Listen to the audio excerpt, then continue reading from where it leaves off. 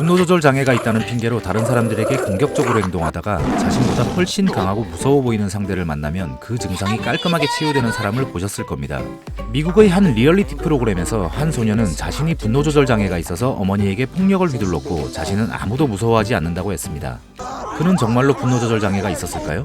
실제 수감자들이 소년을 위협하자 뻔뻔한 모습은 사라지고 울면서 잘못을 빌기 시작했습니다. 소년은 주변 사람들을 괴롭히면서 자신이 폭력적이라며 허세를 부리고 분노 조절 장애라고 거짓말을 해왔던 거였죠. 우리는 이런 모습을 보고 분노 조절 장애가 아니라 분노 조절 잘해라며 비웃습니다. 조절 장애라면서 정작 강자 앞에서는 조절이 잘 되는 모순이니까요.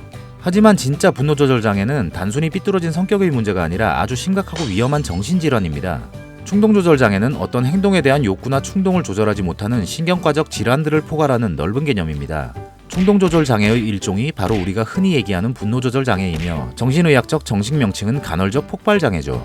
이 질환이 있는 사람은 자신이나 타인에게 해가 되는 행동에 대한 욕구를 억제하거나 조절하지 못하고 그 행동을 한 후에는 미안함이나 후회가 아닌 쾌감이나 긴장의 해소, 안도감을 경험하게 됩니다. 즉, 감정 조절이 이성적으로 불가능한 상태이며 간헐적인 공격 충동이 억제되지 않기에 실제로 위험한 정신질환으로 인식되고 있습니다. 이는 변형계와 전두엽의 기능이 손상되었기 때문이거나 높은 안드로겐 수치와 호르몬 이상, ADHD, 우울증, 조울증, 조현병 등 많은 원인이 있습니다. 분노 조절 장애는 일반적으로 14세 정도에 발병하여 심한 폭력성을 보입니다.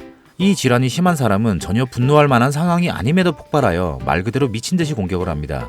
자신보다 훨씬 강하고 큰 상대를 대상으로 심지어 경찰에게도 앞뒤 안 보고 덤벼들기도 하고요.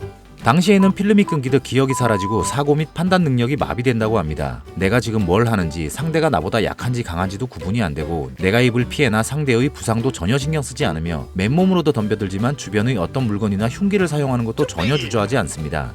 평소엔 아주 멀쩡하거나 착하고 다정한 환자들도 상당수입니다. 문제는 이 사람들이 평화로운 상태에서도 갑자기 폭발한다는 것이죠. 실제로 이런 사람이 주변에 있다면 대체 어떻게 해야 될까요? 도망가야죠. 피하는 게 최선책입니다. 그런데 이 사람이 내 가족이라 도저히 피할 수 없다면요? 결국은 근본적이고 전문적인 심리치료가 가장 중요하다고 합니다. 원인이 우울증이면 우울증을, ADHD면 ADHD를, 조울증이면 조울증을 치료하는 것이죠. 그나마 경증이라면 전문적인 심리치료 외에도 평소에 분노가 쌓일 때마다 조금씩 표출하는 연습을 하는 것이 도움이 된다고 합니다. 물이 컵에 가득 담긴 후 갑자기 한 번에 쏟아지지 않도록 조금씩 비워내듯이요.